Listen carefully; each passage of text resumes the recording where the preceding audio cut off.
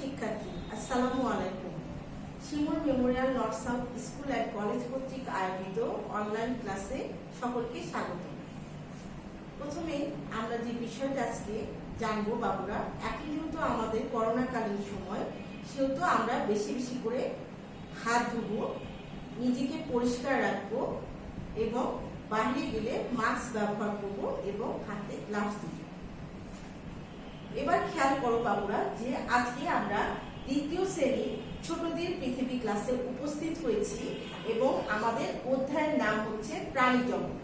এই প্রাণী জগতে 1 থেকে 8 নং প্রশ্নের উপরে আজকে ক্লাস 1 একটা ক্লাস নেওয়া হবে।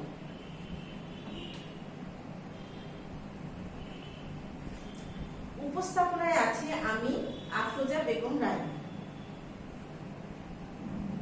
প্রথমে দেখো বাবুরা, খেয়াল করো এখানে শিক্ষণ ফলে আমি কি আমরা জানতে পারবো সেটা পয়েন্ট আউট করে দিয়েছি।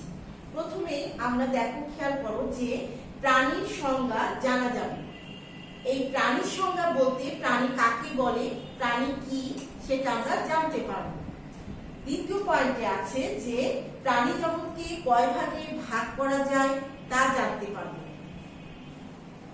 3 নম্বর পয়েন্টে আছে পৃথিবীতে কত প্রজাতি স্তন্যপায়ী প্রাণী আছে তা আমরা জানতে পারব।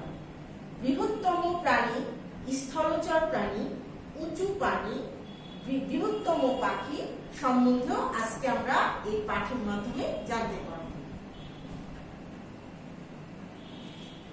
এবার খেয়াল করো বাবুরা, বোর্ডে আমি স্লাইডের মাধ্যমে আলোচ্য বিষয়টা তোমাদেরকে দেখাচ্ছি।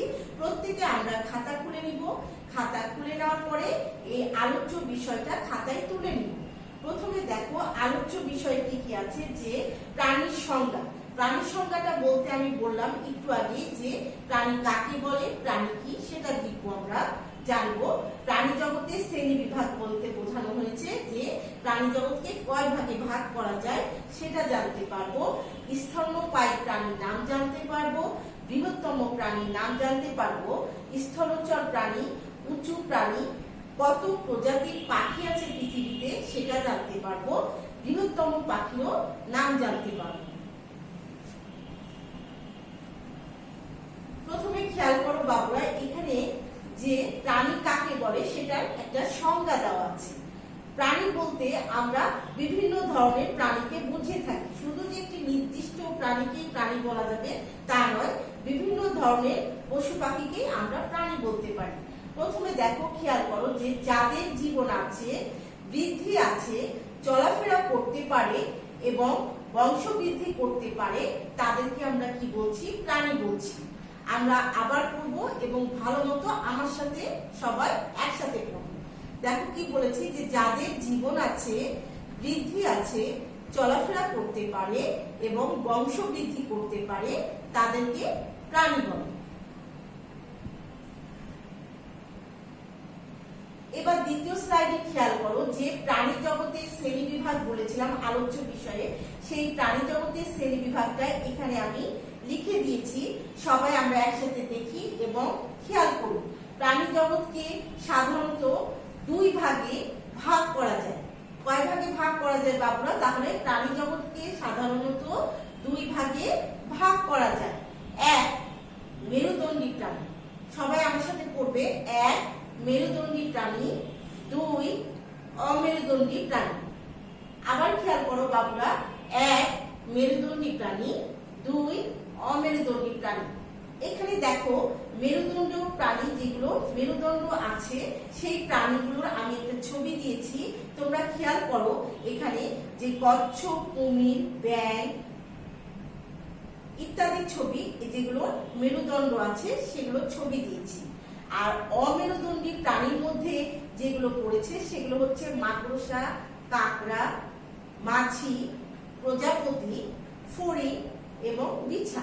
এগুলো হচ্ছে অমেরুদণ্ডী প্রাণী। যাদের মেরুদণ্ড নাই তাদেরকে আমরা অমেরুদণ্ডী প্রাণী বলে থাকি। এবার খেয়াল করো বাবুরা যে পৃথিবীতে 4000 প্রজাতি স্তন্যপায়ী প্রাণী আছে। আরেকবার খেয়াল করো বাবুরা, দেখো পৃথিবীতে 4000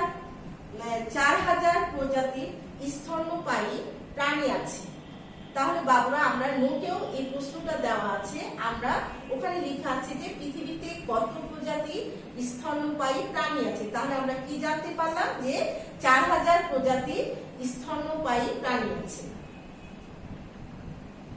এবার খেয়াল করো বাবুরা যে এখানে আছে যে পৃথিবীর সবচেয়ে বৃহত্তম প্রাণী নীলতিমি। তাহলে আমাদের প্রশ্নে ছিল যে পৃথিবীর সবচেয়ে বৃহত্তম প্রাণী কোনটি? তাহলে আমরা এখানে নীলতিমির ছবি দিয়েছি, তোমরা খেয়াল করো বাবুরা, ছবিগুলো দেখো এবং আমার সাথে করো। পৃথিবীতে সবচেয়ে বৃহত্তম প্রাণী নীলতিমি। এবার দেখো যে পৃথিবীর বৃহত্তম স্থলচর প্রাণী কি? হাতি। তাহলে আমাদের প্রশ্নে ছিল কি ছিল যে পৃথিবীর বৃহত্তম স্থলচর প্রাণী কোনটি? তাহলে আমরা আজকে জানতে পারলাম যে পৃথিবীর বৃহত্তম স্থলচর প্রাণী হাতি। এবার খেয়াল করো বাবুরা যে সবচেয়ে উঁচু প্রাণী কোনটি? আমাদের প্রশ্নে দেওয়া আছে যে সবচেয়ে উঁচু প্রাণী কোনটি। তাহলে আমাদের এখানে অ্যানসারটাও দেওয়া আছে যে সবচেয়ে উঁচু প্রাণী জিরাফ। তাহলে আমরা একসাথে করি, সবচেয়ে উঁচু প্রাণী জিরাফ। এবার দেখো বাবুরা যে এখানে আছে যে পৃথিবীতে প্রায় 9000 প্রজাতির পাখি আছে। তাহলে আমাদের নোটে যে প্রশ্নটা ছিল, প্রশ্নটা অবশ্যই আমাদেরকে জানতে হবে। তাহলে এখানে প্রশ্নটা হবে যে পৃথিবীতে কত প্রজাতির পাখি রয়েছে? তাহলে আমরা আজকে জানতে পারলাম পৃথিবীতে প্রায় 9000 প্রজাতির পাখি আছে। এখানে দেখো বিভিন্ন পাখির ছবি আমি তোমাকে স্লাইডের মাধ্যমে তোমাদেরকে দেখানোর চেষ্টা করছি। এবার পৃথিবীর বৃহত্তম পাখি উট পাখি। আমাদের নোটের কোশ্চেনটা ছিল পৃথিবীর বৃহত্তম পাখি কোনটি? তাহলে আমরা করি একসাথে সবাই যে পৃথিবীর বৃহত্তম পাখি উট পাখি। এবার খেয়াল করো বাবুরা মূল্যায়ন। মূল্যায়নে আমি এখানে তোমাদেরকে 4টা কোশ্চেন দিয়েছি। এই 4টা কোশ্চেন আমরা প্রত্যেকে পড়বো এবং খাতায় লিখে নিব। তাহলে প্রথম প্রশ্নটা আছে 1 নম্বরে, পৃথিবীর বৃহত্তম প্রাণী কোনটি? আমরা স্লাইডের মাধ্যমে পড়েছি পৃথিবীর বৃহত্তম প্রাণী কোনটি। তারপরে 2 নম্বরে খেয়াল করো যে প্রাণী কাকে বলে? প্রাণী কাকে বলে? 3 নম্বরে আছে যে বৃহত্তম স্থলচর প্রাণী কোনটি? 3 নম্বরে আছে বৃহত্তম স্থলচর প্রাণী কোনটি? 4 নম্বরে খেয়াল করো পৃথিবীতে কত প্রজাতির পাখি আছে? আরেকবার পড়ছি বাবুরা, ভালো করে খেয়াল করো, পৃথিবীতে কত প্রজাতির পাখি আছে? আমরা এই মূল্যায়নের কোশ্চেনগুলো প্রত্যেকে খাতায় তুলে নিই। এবার দেখো বাবুরা আমাদের নেক্সট ডে এই প্রাণী জগতে বাকি যে 9 থেকে 16 নং প্রশ্ন রয়েছে সেটার উপরে 2 নাম্বার ক্লাসটা অনুষ্ঠিত হবে। সেটা হবে ক্লাস 2। 2 নাম্বার ক্লাসটা আমরা নিব, সেটা আমি লিখে দিয়েছি, দেখো পড়া দিয়েছি প্রাণী জগতে বাকি অংশের উপরে এই ক্লাস 2 হবে। এবার খেয়াল করো বাবুরা এখানে প্র্যাকটিক্যাল দেওয়া হয়েছে যে আমাদের ফোল্ডার ক্রিয়েট করে ফাইল সংরক্ষণ করা।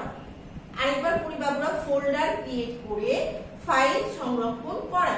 এটা আমরা আজকে স্লাইডের মাধ্যমে দেখব যে এই ফোল্ডারটা কিভাবে ক্রিয়েট করে ফাইল সংরক্ষণ করতে হয়। আচ্ছা বাবুরা তাহলে আমরা ব্যবহারিক শিখবো আজকে যে ফোল্ডার ক্রিয়েট করে ফাইল সংরক্ষণ করা। আমরা চলে আসি এখানে, দেখো স্লাইডে প্রথমে আমরা প্র্যাকটিক্যাল করতে গেলে প্রথমে আমরা মাউসের যে ডান বাটন এবং বাম বাটন সেটা কোনটা সেটাকে চিনে নিই, পরিচিত হই। এখানে দেখো মাউসে যদি হাত দিই তাহলে এটা হচ্ছে ডান বাটন এবং এটা হচ্ছে বাম বাটন। আরেকবার বলছি বাবুরা খেয়াল করো, এটা ডান বাটন, এটা বাম বাটন। আচ্ছা তাহলে আমরা চলে যাই মাউসের, প্রথমে আমরা এখানে বোর্ডে খেয়াল করো তোমরা, প্রথমে আমরা এই মাউসের ডান বাটনে ক্লিক করব। প্রথমে আমরা মাউসের বাম বাটনে ক্লিক করব। করার পরে এখানে নিউ নামে একটা অপশন রয়েছে, সেই অপশনটায় আমরা ডান বাটনে ক্লিক করব। এখানে আমরা নিউ যেই অপশনটা রয়েছে ক্লিক করার পরে এখানে দেখো, খেয়াল করো বাবুরা, এখানে ফোল্ডার নামে একটা অপশন রয়েছে। এই ফোল্ডারে আমরা, আচ্ছা বাবুরা, এবার আমরা ফোল্ডারের কাছে নিয়ে আসব। নিয়ে এসে এই মাউসের এই বাটনে আমরা বাম বাটনে ক্লিক করব। তাহলে দেখো বাবুরা, এখানে খেয়াল করো যে নিউ ফোল্ডার নামে একটা ফোল্ডার খোলা হয়েছে। এই ফোল্ডারে এখন আমরা প্রয়োজনীয় ফাইলটা সংরক্ষণ করব। এখন প্রয়োজনীয় ফাইল বলতে এখানে খেয়াল করো বাবুরা, বোর্ডে আমার এখানে একটা অপশন দেওয়া আছে। অপশন বলতে এখানে একটা প্রয়োজনীয় একটা ফাইল আমি আগে থেকে সেভ করে কপি করে পেস্ট করে রেখেছি। সেটা আমরা এই ফোল্ডারের মধ্যে নিউ ফোল্ডারে নিয়ে যেয়ে আমরা এটা সংরক্ষণ করে তোমাদেরকে দেখাবো। তাহলে দেখো বাবুরা, এই যে প্রয়োজনীয় যে ফাইলটা, এটা আমরা প্রথমে কপি করে নেব। প্রথমে কপি করতে গেলে আমরা প্রথমে, আচ্ছা তাহলে আমরা প্রথমে এই প্রয়োজনীয় ফাইলটার কাছে যেয়ে প্রথমে ডান বাটনে ক্লিক করে এটাকে কপি করে নেব। দেখো বাবুরা, এখানে আরেকবার করছি, খেয়াল করো ভালো করে। এই যে এবার খেয়াল করো যে এখানে ক্লিক করলাম ডান বাটনে, করার পরে এখানে কপি নামে একটা অপশন এসছে। এই কপিটাতে আমরা ডান বাটনে আরেকবার ক্লিক করব। এটা কপি হয়ে গেল। হয়ে যাওয়ার পরে আমরা এই নিউ ফোল্ডারে যেয়ে আমরা আবারও ডান বাটনে ক্লিক করব।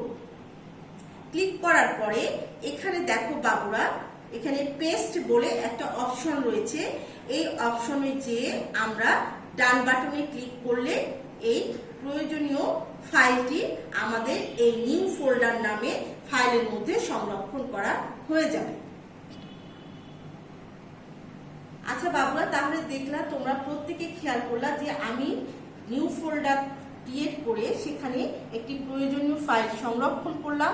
আমরা এই ব্যবহারিকটা বাসায় বেশি বেশি করে চর্চা করব এবং যে ক্লাসগুলো হচ্ছে আমরা নোটগুলো ভালোমতো বাসায় অধ্যয়ন করব এবং এই ব্যবহারিকটা বেশি করে চর্চা করব এবং পরবর্তী ক্লাসেও আমরা এই ব্যবহারিকটা আবারও করব। সকলকে ধন্যবাদ।